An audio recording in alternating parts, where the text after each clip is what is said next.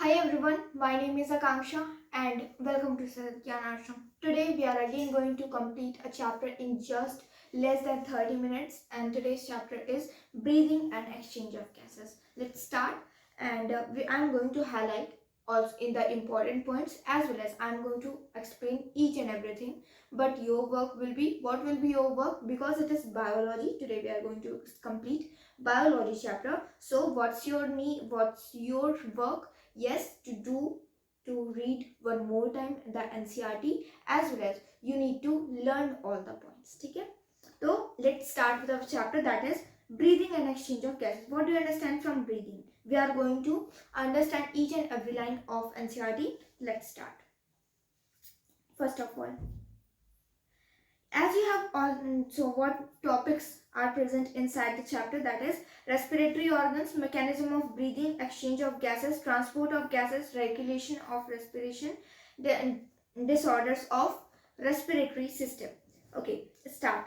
As you already earlier, oxygen is utilized by the organism to indirectly break down in nutrient molecules like glucose to derive energy, and is performing for various activities, as you have already understood in your class, in your previous classes, because this is not this is not the first time you are going to understand about breathing and respiration. So what is respiration? Most of the people used to understand, even today they used to think that both the breathing and respiration is same.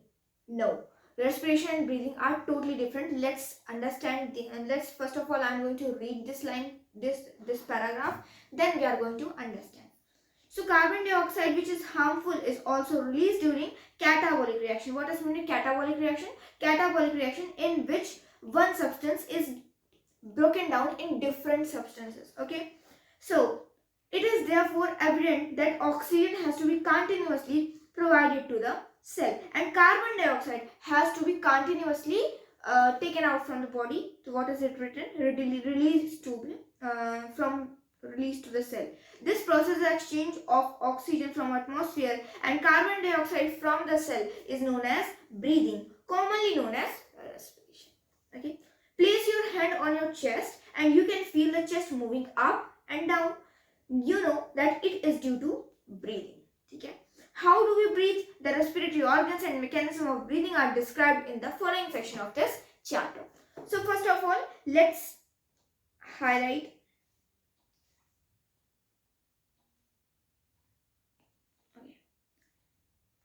So, in organisms, indirectly, we used to, in our body, oxygen is used to break down nutrients like glucose and sugars. Okay, and they used to derive energy for what? To derive energy for performing various activities of the body. Now, during that reaction, carbon dioxide is released out, because for our body, the carbon dioxide is what? It is harmful for our body. So, breathing means what? Process of inspiration, you have to taking air, and expiration. Means if I'm just taking the inspiration, if I'm taking gas, if I'm taking gas, taking inside my mouth, if I'm taking the air from my nose or mouth, and if I'm taking it out also, so the process of inspiration and expiration is also known as breathing. Let's talk about respiration now.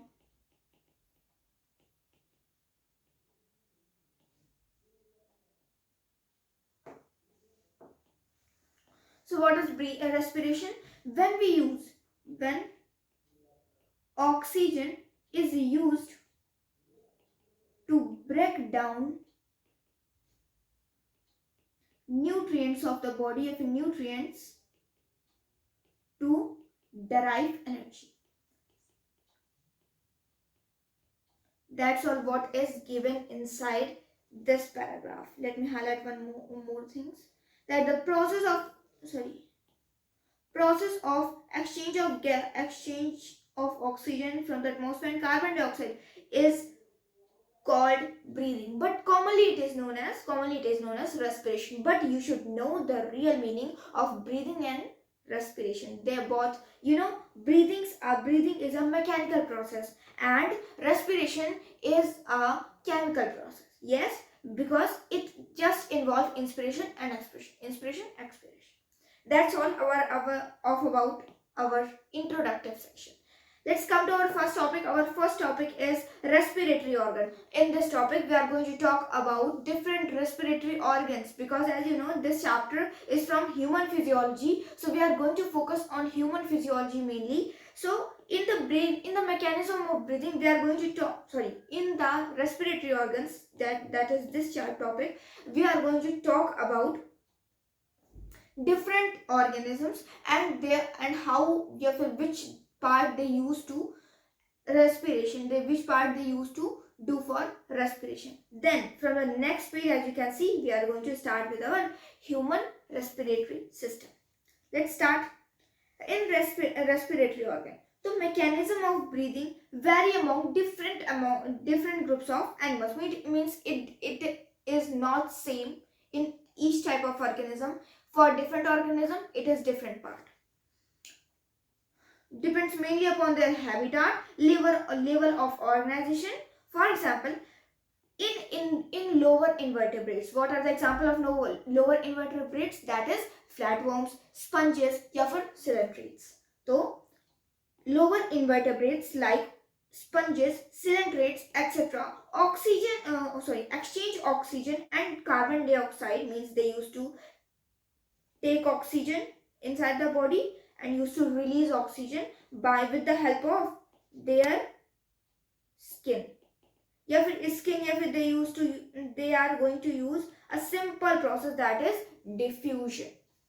Yes, they are doing exchange with the help of simple diffusion over their entire body surface. Then, so let me highlight this. So lower invertebrates, like they used to entire body surface. Then earthworms use their moist cuticle. What is my cuticle here? Cuticle means skin. Have you ever seen the earthworm? The earthworm, their skin is looking, their skin, if you will look the skin of earthworm, it is looking so slimy. Some people used to feel disgusting, but you can see it is very slimy. It is looking so moist. It is because the skin is very thin, that the oxygen and carbon dioxide start exchanging from the skin. Yes, so earthworm use their moist skin या फिर cuticle, moist cuticle, and insect use network of tubes known as tracheal tubes. ठीक है, तो for earthworms, they use their moist cuticle and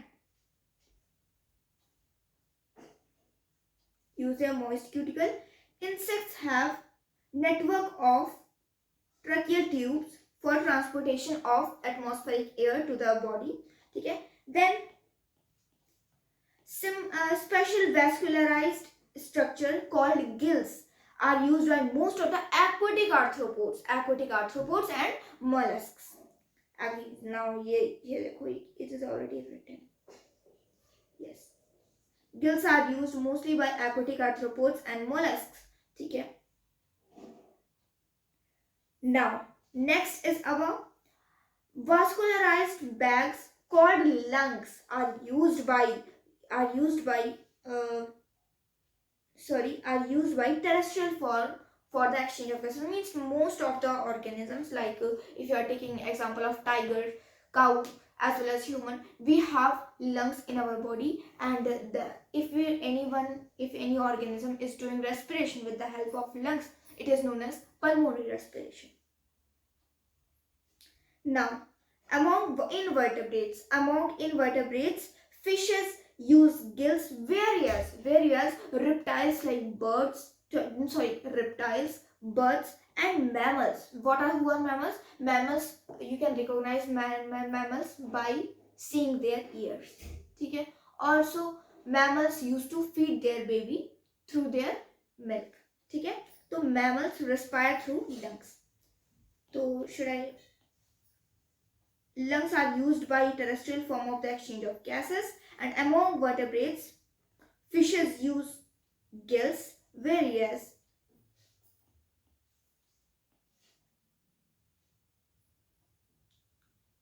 through their lungs. So let me write here one by one. You first, what you have to do, you have to learn how lower invertebrates respire, how insects respire, how earthworm respires, how which organisms use gills, which organisms use lungs. ठीक है, तो let me tell you one more thing, that if any organism is using lungs for respiration, if any organism is using skin for their respiration, if any organism is using their network of tubes,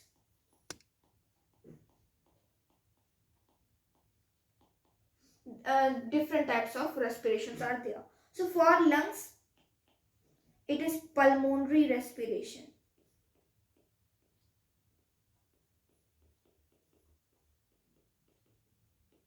Then for skin, that is cuticle respiration.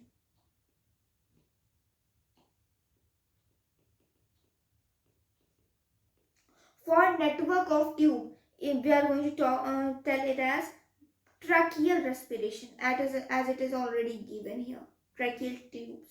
So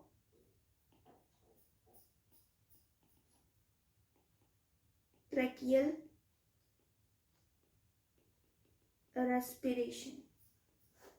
Then next is our gills. So gills, those organisms who are using gills for their respiration, ठीक है, they are doing the bronchial respiration. This is for extra information.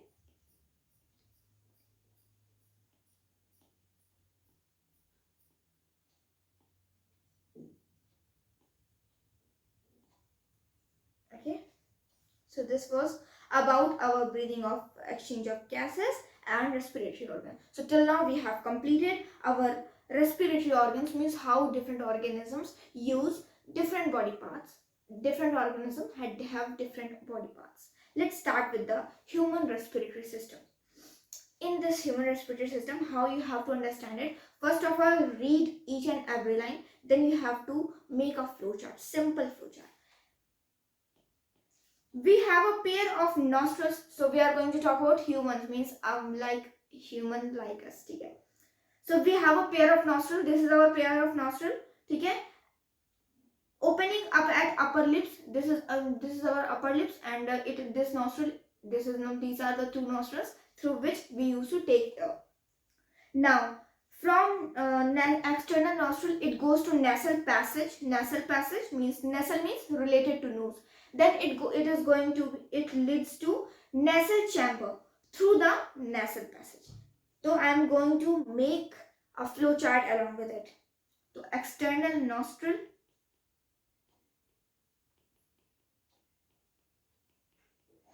then nasal passage, then nasal chamber,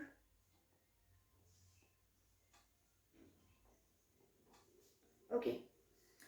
The nasal chamber opens into the pharynx.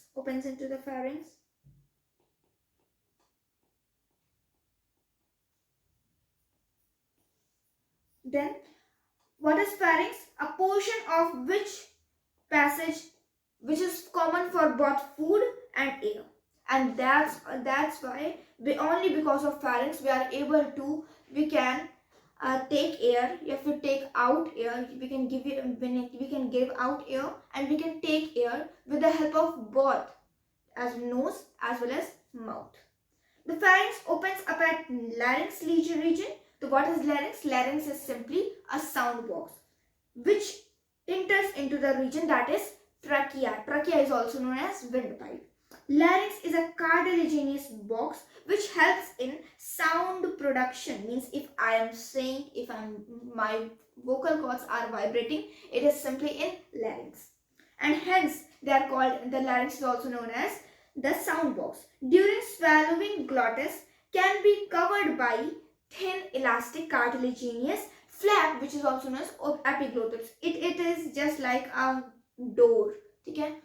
For air, if you are taking air, so what will happen, this epiglottis will become a door like a structure for esophagus. If you are uh, if you are just eating food something, it is going to become a blockage for windpipe. Now what's its use? It is simply preventing the food from entering the wind area. Okay. Now, trachea is a straight tube extending up to mid-thoracic cavity. Mid-thoracic cavity तक ये बढ़ेगा, मतलब it will continue. Then, trachea is a straight tube, okay, which divides at the level of fifth thoracic vertebrae into a right and left primary bronchi. This is, here you can see, this is our what, epiglottis. Epiglottis, it is leading to larynx. So from larynx it is trachea, and at fifth thoracic vertebrae. Now, do you know what is meaning of fifth thoracic vertebrae? After understanding the chapter, that is bone structure, which is given, I think, movement related, locomotion and movement. After understanding that chapter, you will understand what it is, what it wants to convey from fifth thoracic vertebrae. But for now, you just have to learn it. Okay? At fifth mid thoracic, the trachea is going to divide in two parts, that is left and right bronchi. Each bronchi undergoes repeated divisions to form secondary and tertiary bronchi. So we have three types of bronchi: primary, secondary and tertiary. Then, and bronchioles ending up very thin terminal, that is known as bronchioles. The trachea, primary, secondary, tertiary bronchi and initial bronchi are supported by incomplete cartilaginous strings. Each terminal bronchiole gives rise to very thin, irregular, vascularized, irregular bag like a structure known as alveoli. The branching neck, okay, let me explain it first. So from pharynx it is going to enter larynx. Now from larynx it is going to enter at trachea. Trachea to bronchi. This is our primary bronchi. Now this air will go to secondary bronchi, then tertiary bronchi, then it will divide into bronchioles, and bronchioles will finally lead to bag like structure, okay, balloon like structure. It is something balloon like structure. It will lead to alveoli.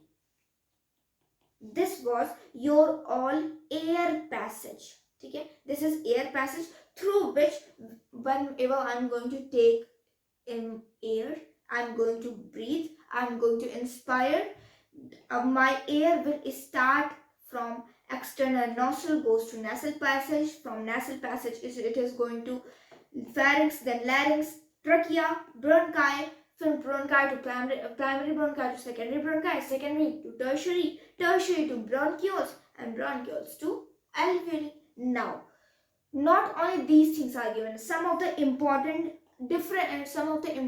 other information are also related, which is related to the lungs. It is also given. It is said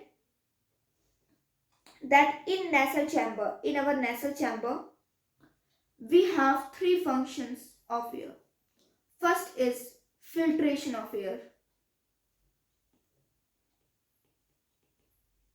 Second is conditioning of air. And third is our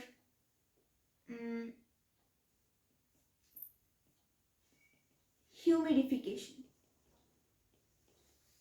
So we have three functions of nasal chamber. So whenever this is our nasal chamber actually. This is going to our nasal chamber. And in this nasal chamber,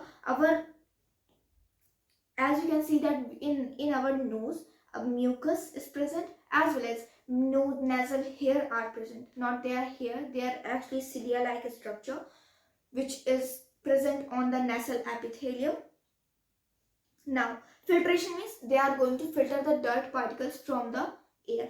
Conditioning means it is going to, for example, as we know that our body temperature is 37 degrees Celsius and the temperature and the surrounding temperature is much lesser than our body temperature. So whenever we used to inspire, our air gets in our nasal chamber, in our whole this nasal air passage, our air, this inspired air is going to become at our body temperature.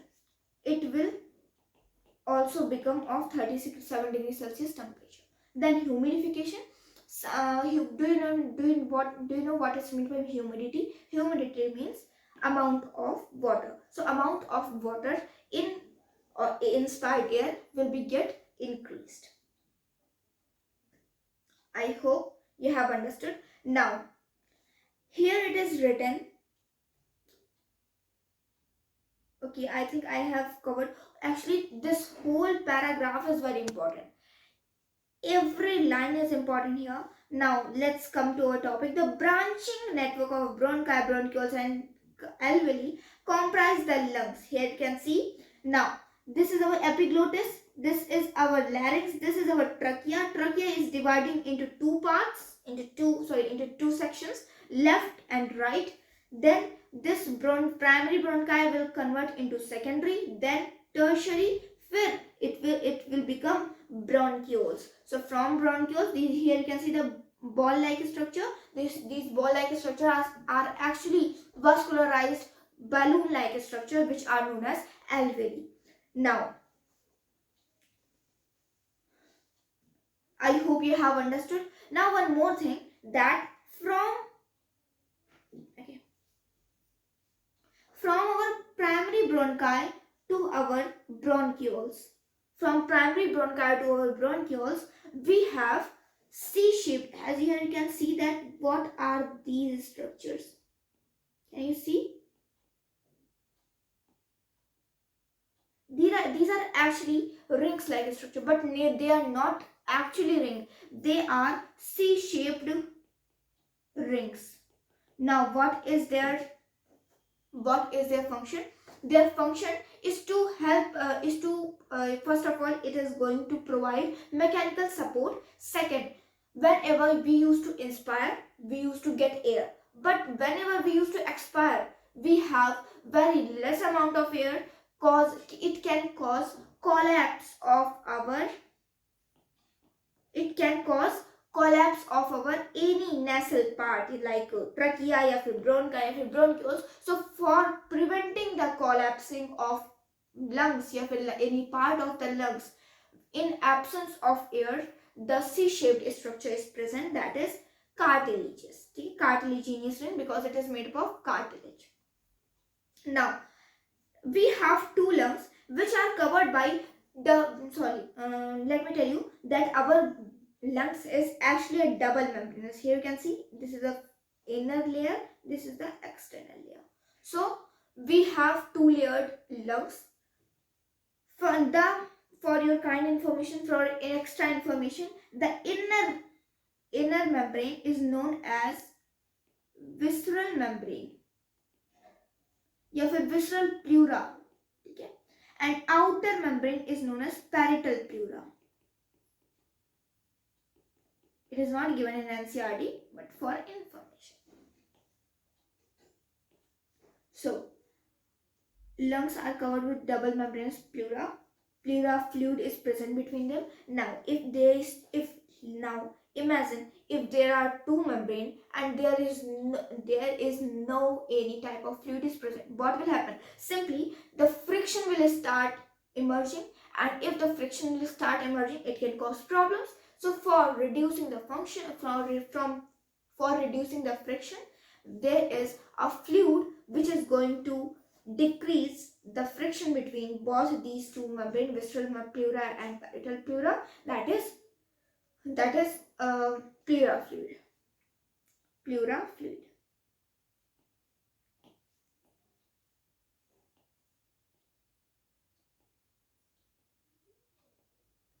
Pleura fluid.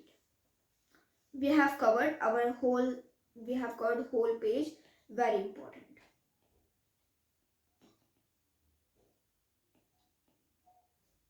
Okay, let me put a sticker.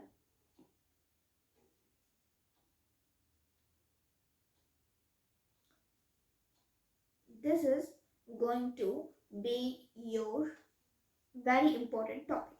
Now, coming to our next page. Our next page is, okay, so I have already tell you.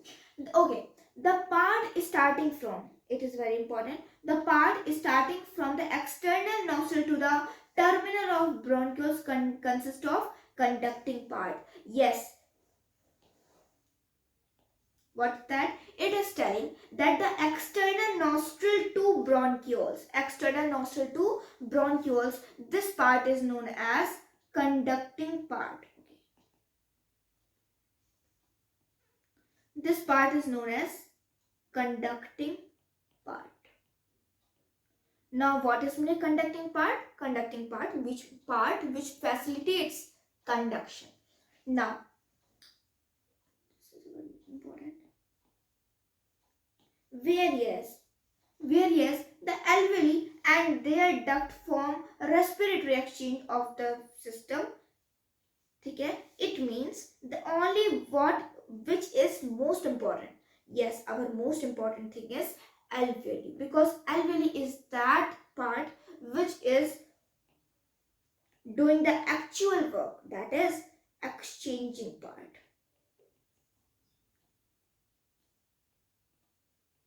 Now, how the gas used to exchange here? Simply by simple diffusion. Simple diffusion.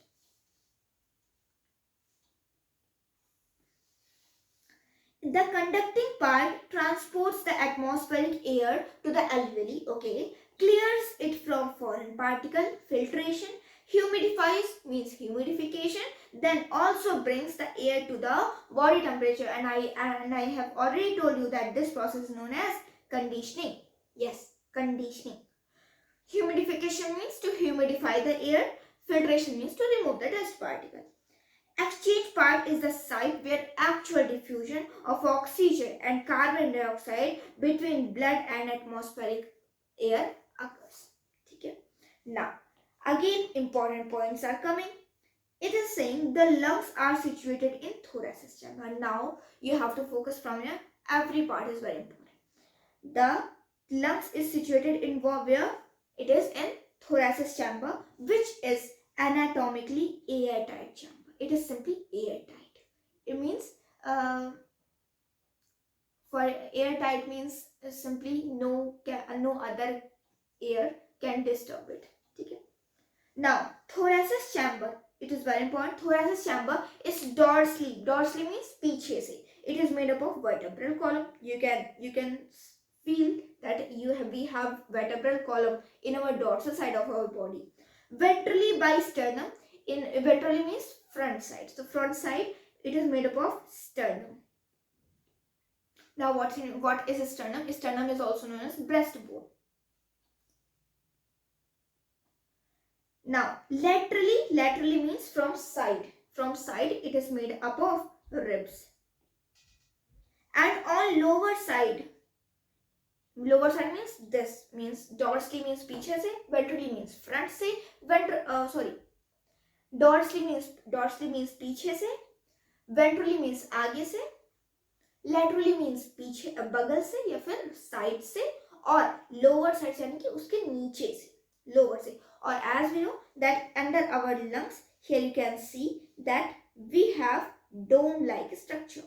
Now this is diaphragm. So it is made up of it is made up of dome like a structure that is known as diaphragm.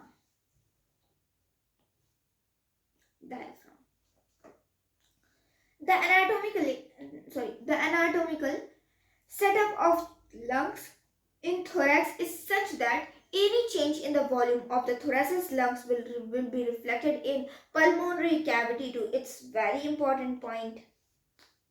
Now, if you will ask that why it is so important, because very soon we are going to talk about how actually the breathing occurs, why we are able to do inspiration and expiration.